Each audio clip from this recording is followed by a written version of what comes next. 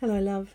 Welcome back to the Family Architect Studio, parenting by design rather than by default. Your sacred reclamation. This is your pause, your breath, your sacred space in a loud, demanding world. And today we're talking about something delicious, playful, powerful. It's a strategy that saved so many relationships I've lost count. It's simple, it's soulful, and it works like magic. It's called the Love Bomb Protocol. Let's take a breath before we begin. Inhale and exhale. You're safe and you're doing beautifully. Let me paint a picture you may know too well. You're stretched thin. The kids are loud, one's whining, the other one's defiant. You've asked them to put their shoes on again, and it's like you're shouting into the void. You start to feel resentful. Why don't they just listen? They sense your tension and act out even more. Now you're more snappy. They're more chaotic. And suddenly, everything feels hard. This is the disconnect cycle. What we're usually told in these moments is to tighten up the boundaries, get stricter, take things away, double down on consequences. But what your child actually needs might surprise you. Here's a powerful truth that goes against everything we've been taught. Most challenging behaviors are connection issues, not discipline issues.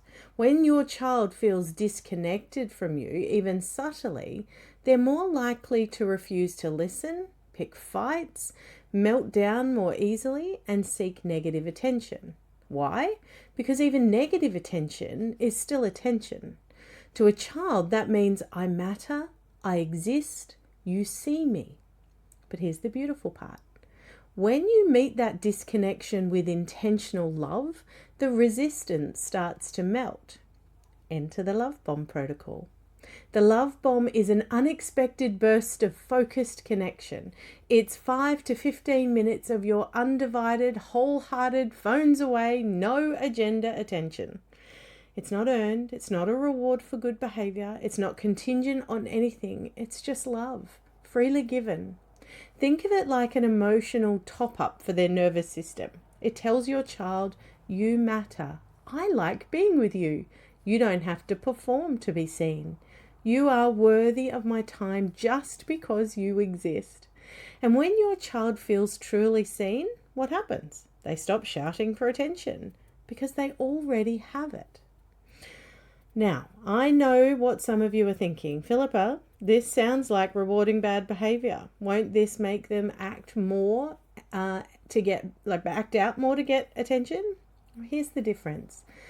The love bomb isn't given in response to behavior. It's given proactively when things are calm, as an investment in your relationship bank account. When children feel consistently connected to you, they don't need to escalate to get your attention. They trust that your love and focus are available to them. Some real-life love bombs might look like saying, want to have a 10-minute dance party with just us? Sitting down to build Lego with them. No teaching, no correcting, just presence. Making them a hot chocolate and sitting on the couch while you cuddle. Reading their favorite book with silly voices, even if you've read it 1,000 times. Giving them a hand massage before bed. Lying on the grass together and looking at clouds. Playing their favorite game, even if it's mind-numbing for you. Having a tea party with their stuffed animals. It's not about doing more, it's about doing less, but with full presence. The magic isn't in the activity, it's in your undivided attention. Even 5 minutes of this can reset the entire day. Let me tell you about Megan, a mother in my program who has a 6-year-old who started hitting her siblings and refusing to sleep. She was at her wit's end, trying every consequence and reward system she could find. We looked at the rhythms in her home and realized that this little one was getting loads of correction, but very little unfiltered connection.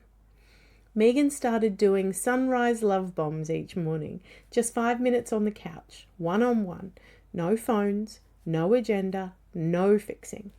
By the third day, her daughter said, "Mummy, I like mornings now." Within a week, the hitting stopped. The bedtime tantrums eased. Why? Because her little nervous system was finally full. She didn't need to fight for attention anymore. Here's another story. Claire came to me because her 4-year-old son had become incredibly clingy and defiant. Every request turned into a battle. Drop-offs at preschool were tearful disasters.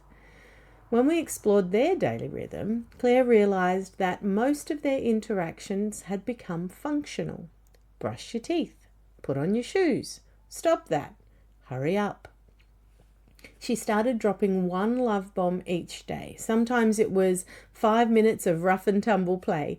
Sometimes it was sitting together while he played with cars, just commenting on what he was doing without trying to teach or direct. Within 2 weeks, the clinginess began to ease. He started cooperating more readily. Drop-offs became a lot smoother. It's like he trusts me that I'm available to him, Claire told me, so he doesn't need to hold on to me so tightly. But here's something important. Love bombs work best when they're not desperate attempts to fix behavior in the moment. If your child is having a meltdown and you suddenly offer to play a game, that's not a love bomb. That's negotiating with a dysregulated nervous system, and it usually backfires. Love bombs are investments you make when things are calm. They're preventative medicine for your relationship.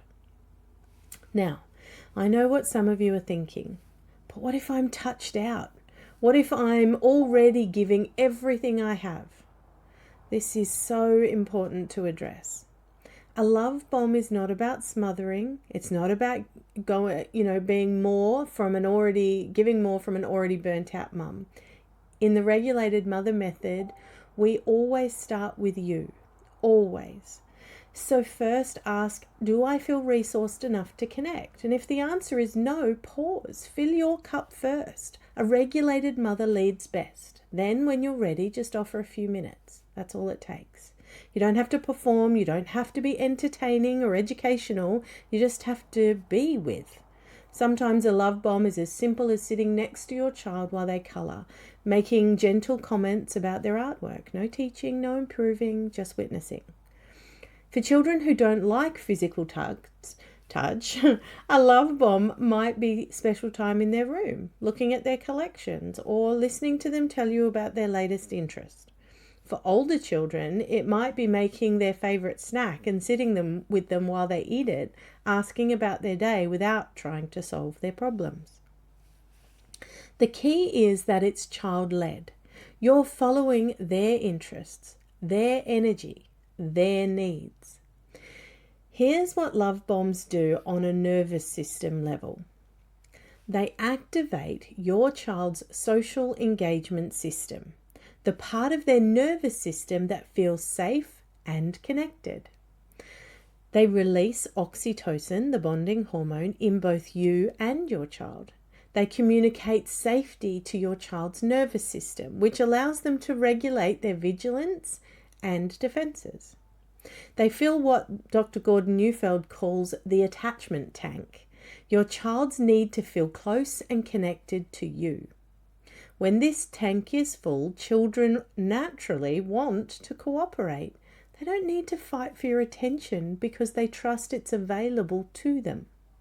But here's the thing about consistency. You don't need to do love bombs every day. You don't need to set a timer or make it another item on your to-do list. What matters is the quality of connection, not the quantity of time. One genuine love bomb can have effects that last for days, especially if your child has been feeling disconnected. And here's something beautiful. Love bombs are as healing for us as they are for our children. When you slow down and truly connect with your child, when you see their face light up because you're present with them, it reminds you why you became a parent in the first place. It connects you to the joy that can be buried under all the daily management and correction. it fills your own attachment tank too. Let me share one more story. Emma had 3 children under 8 and felt like she was constantly putting out fires. Someone was always upset. Someone always needed something, and she felt like a referee more than a mother. She started doing what she called micro love bombs, 2 minutes with each child individually during their bedtime routine. Just sitting on their bed, maybe stroking their hair, asking about the best part of their day. It changed everything, she told me. Not just their behavior, but how I felt about them. I remembered that I actually like my kids. Sometimes we get so caught up in managing behavior that we forget to enjoy our children.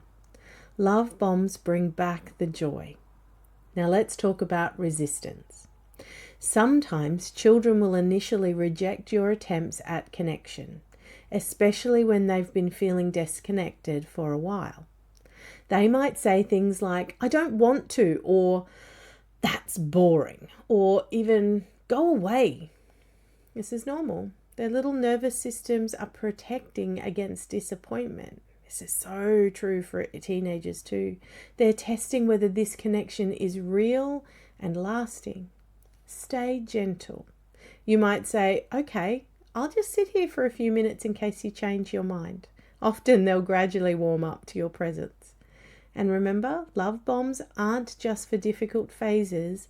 They're relationship maintenance. They're how we stay connected to our children as they grow and change.